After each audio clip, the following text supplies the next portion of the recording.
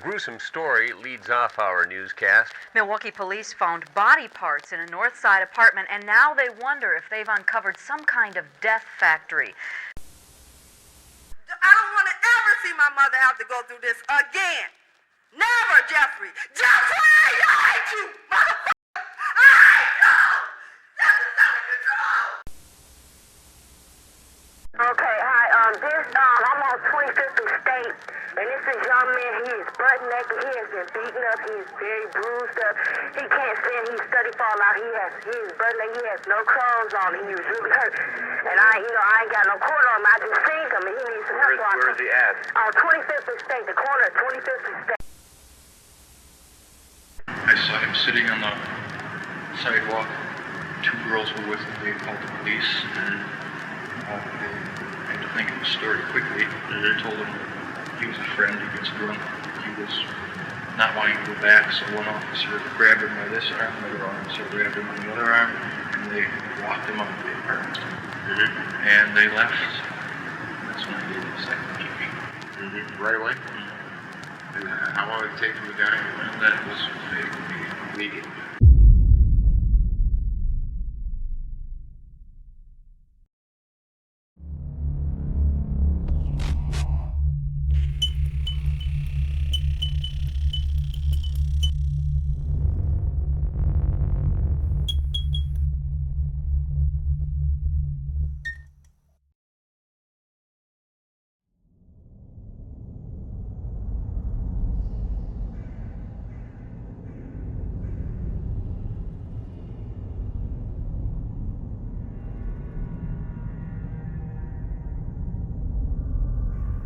Jeffrey Lionel Dahmer was born on May 21, 1960, in Milwaukee, Wisconsin.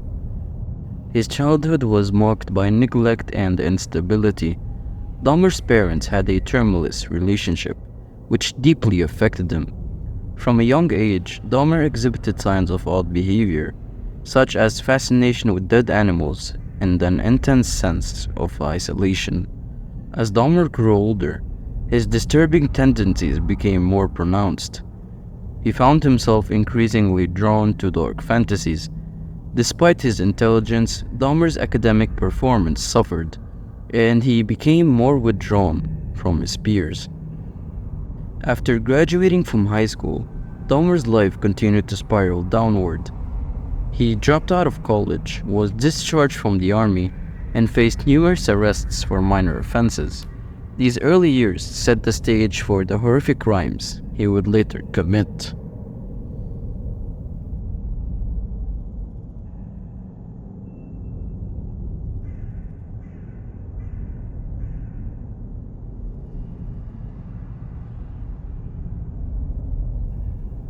Dahmer's first murder occurred in 1978, shortly after his high school graduation. His victim was Stephen Hicks, a hitchhiker whom Dahmer lured to his home with promises of alcohol. Dahmer bludgeoned Hicks with a dumbbell and strangled him before dismembering his body. This was the beginning of a killing spree that would last over a decade. Over the next several years, Dahmer's urge to kill grew stronger. He developed a pattern of luring young men to his apartment with the promise of money or companionship. Once there, he would drug, strangle, and dismember them, often preserving body parts as gruesome trophies. Dahmer's methods became increasingly depraved.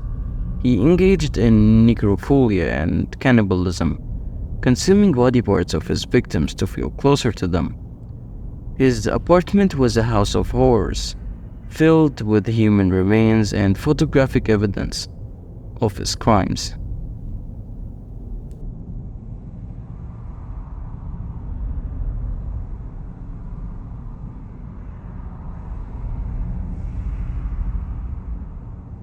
Dahmer's reign of terror finally ended on July 22, 1991, when one of his intended victims, Tracy Edwards, managed to escape and flag down two police officers.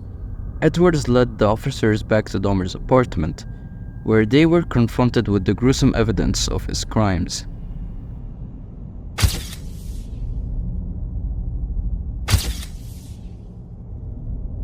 Photos of dismembered bodies and human remains were found throughout the apartment. Dahmer was arrested and confessed to the murders in chilling detail. The investigation revealed the full extent of his atrocities, with 17 confirmed victims, most of whom were young men of color. The gruesome nature of his crimes shocked the world and led to intense media scrutiny. Dahmer's capture and the subsequent investigation uncovered numerous missed opportunities to stop him. Despite multiple encounters with law enforcement, Dahmer had managed to avoid suspicion and continued his killing spree.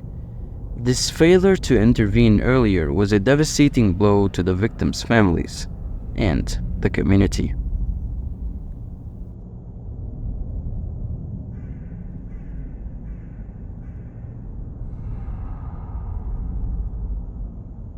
Jeffrey Dahmer's trial began in January 1992. He was charged with 15 counts of murder in Wisconsin and pleaded guilty but insane to the charges. The trial was a media spectacle, with graphic details of his crimes emerging in court. Dahmer's defense team argued that he was not in control of his action due to severe mental illness. The jury rejected the insanity plea, finding Dahmer legally sane and guilty of all charges. He was sentenced to 15 consecutive life terms in prison, totaling 957 years without the possibility of parole. Dahmer also faced charges in Ohio for the murder of his first victim, Stephen Hicks, for which he received an additional life sentence. Dahmer's trial and sentencing brought some measure of closure to the victims' families, but the horror of his crimes left a lasting scar on the community.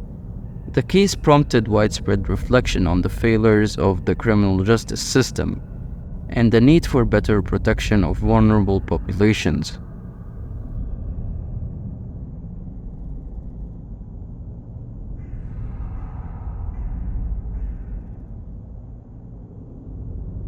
While in prison, Dahmer expressed remorse for his actions and sought to understand the reasons behind his monstrous behavior. Despite being isolated for his own safety, Dahmer was attacked by fellow inmates on several occasions. On November 28, 1994, Dahmer was beaten to death by inmate Christopher Scarver while performing work duties in the prison gym. His death marked a violent end to the life of one of America's most notorious serial killers.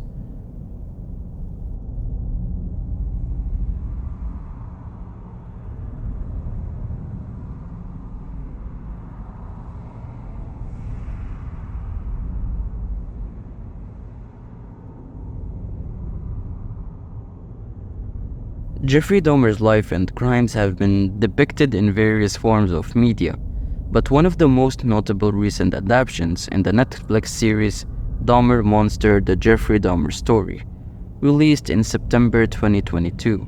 The series was created by Ryan Murphy and Ian Brennan, known for their work on other hit shows like American Horror Story and Glee. The series stars Evan Peters as Jeffrey Dahmer and delves deeply into his troubled life, focusing not only on his crimes but also on the systematic failures that allowed him to continue his killing spree. It portrays the perspective of his victims and their families, emphasizing the impact of his actions on the community.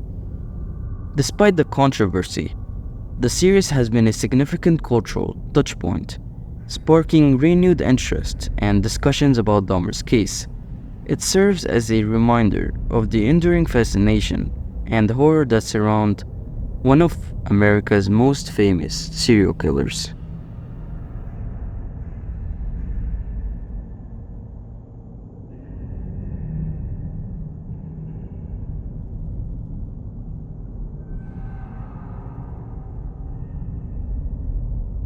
One of the most shocking incidents in Dahmer's criminal career involved a young Laotian boy named Conrad Santazenphone. On May 27, 1999, Dahmer lured the 14-year-old to his apartment, where he drugged and sexually assaulted him. Conrad managed to escape and was found wandering the streets naked and disoriented. So, what did the cops do? Well, nothing. Two women found Conrad and called the police. When officers arrived, Dahmer calmly convinced them that Conrad was his 19-year-old lover, who had simply had too much to drink. Despite the boys' obvious distress in the women's protests, the police believed Dahmer and returned Conrad to his apartment. Tragically, once back in Dahmer's apartment, Conrad was killed. Dahmer later admitted to drilling coal and injecting in a twisted attempt to create a submissive zombie-like state.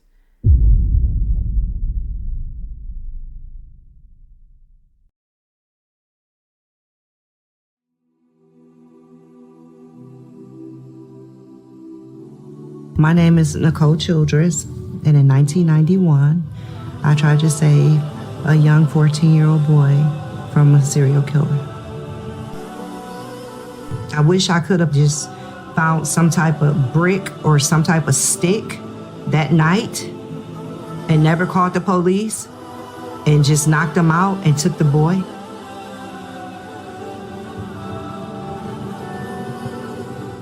I could have really took him, like, for real. Like, I could have took him,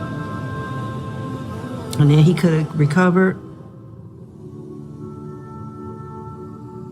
And his family, they would have to go through what they went through.